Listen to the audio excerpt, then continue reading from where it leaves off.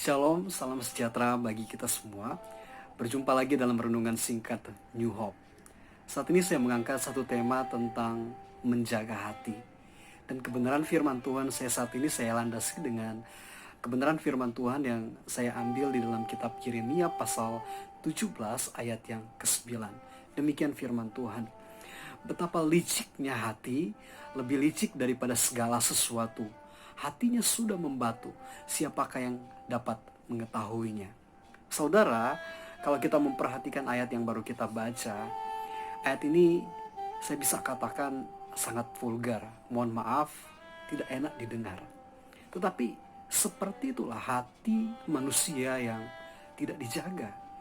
Kalau kita melihat background ayat yang kita baca tadi, kita tahu ucapan tersebut adalah salah satu hal yang digumuli oleh Nabi Yeremia atas Yehuda, di mana dosa mereka, firman Tuhan mengatakan sudah menjadi tabiat, sudah menjadi sifat hidup mereka. Hal ini yang membawa mereka kepada satu hal di mana kepercayaan mereka bukan lagi berpusat kepada Tuhan, tetapi sudah berpusat kepada diri sendiri dan kepada pertolongan manusia. Hal ini yang menyebabkan sampai Tuhan berkata dalam ayat yang kelima, di sana Tuhan berkata, terkutuklah orang yang mengandalkan manusia. Seperti itulah orang yang tidak menjaga hati. Jadi begitu parahnya orang yang tidak menjaga hati, sampai ayat 9 bagian B berkata, hatinya sudah membatu, siapakah yang dapat mengetahuinya? Saudara, kita pun bisa sama posisinya seperti kisah di atas kalau kita tidak menjaga hati kita. Bersyukur kita punya Tuhan, Dia Bapa yang adil. Dia tahu setiap manusia mempunyai kelemahan dan kelebihannya masing-masing. Dia tidak langsung memvonis kita dengan caranya yang bisa melukai, tetapi Ia masih memberikan kemurahannya. Ia mau kita menjadi gambarnya di dalam dunia ini. Dari sinilah kita bisa belajar, jangan sampai perkataan mulut kita saja yang kelihatan suci dan benar, tapi dari dasar hati kita sampai kepada perbuatan kita sama seperti natur Tuhan yang baik, yang tidak berubah-ubah. Makanya saya katakan tadi, Ia mau kita menjadi seperti gambarnya. Ayat 10 berkata, hanya aku Tuhan yang dapat menyelidiki hati dan menguji batin yang paling dalam sekalipun.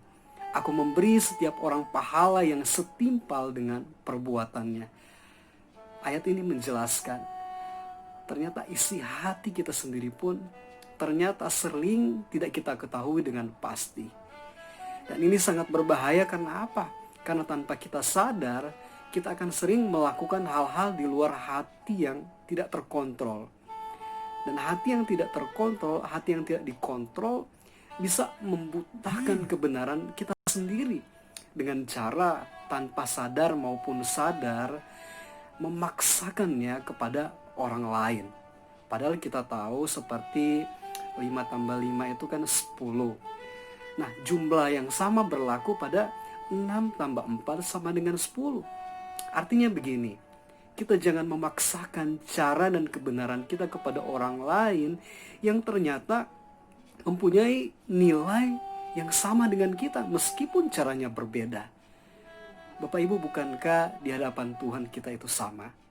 Begitu kan? Saudara, ketika Tuhan dapati hati kita terkontrol dengan baik, Ia berjanji akan memberikan kepada kita hadiah, reward. Sebab itu Amsal 4 ayat 23 berkata, yang terutama sekali jagalah hatimu, karena hatimu mempengaruhi segala sesuatu dalam hidupmu. Ketika kita bisa menjaga hati, maka keseharian kita bukan lagi dituntun dan digerakkan oleh kekuatan kita sendiri, akan tetapi kita akan terus mengandalkan dan menaruh harapan hanya kepada Tuhan.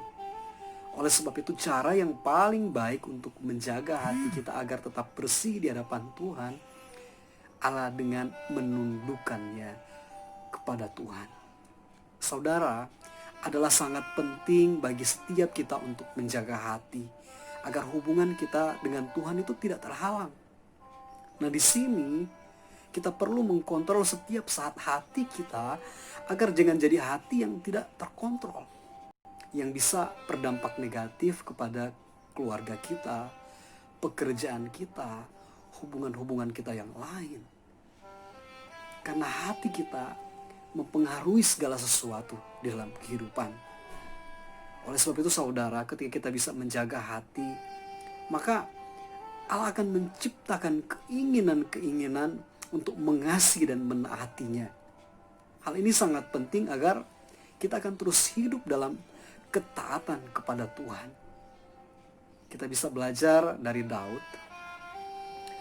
Daud terus peduli untuk meyakinkan hatinya tetap berada dalam keadaan bersih di hadapan Tuhan.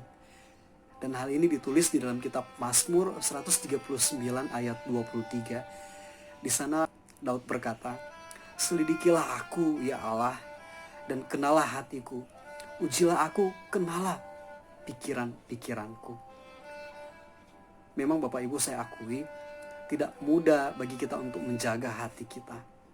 Tapi kita harus ingat bahwa kita punya Tuhan yang sungguh peduli dan akan segera turun tangan jika kita memiliki niat yang sepenuhnya untuk menjaga kondisi hati kita. Kita harus menyediakan diri kita untuk siap dikoreksi, siap dibentuk, serta diperbaharui oleh Tuhan. Karena apa? Karena kehidupan yang sesungguhnya terpancar dari hati. Karena itu jagalah hati setiap kita agar tetap bersih di hadapan Tuhan. Amsal 4 ayat 23 berkata, "Jagalah hatimu dengan segala kewaspadaan, karena dari situlah terpancar kehidupan." Saudara, ketika kita sudah selesai dengan hati kita, saya pernah angkat firman Tuhan ini beberapa tahun yang lalu ketika saya ada jadwal pelayanan. Ketika hati saya selesai, maka Tuhan melakukan hal-hal yang besar dalam kehidupan saya pribadi. Bukan hanya hal-hal yang kecil yang Tuhan lakukan, tapi ada hal-hal yang besar yang Tuhan kerjakan. Dan itu di luar apa yang saya pikirkan. Saya percaya Bapak Ibu, firman Tuhan itu iya dan amin.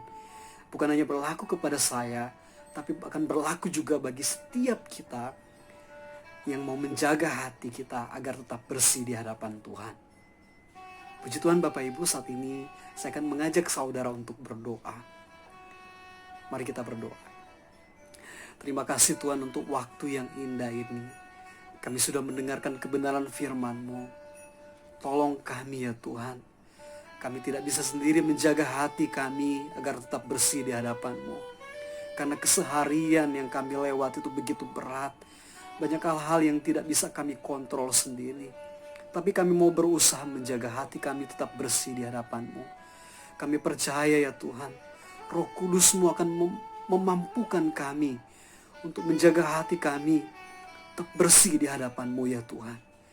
Terima kasih Tuhan untuk saat ini kami sudah dengar kebenaran firman-Mu.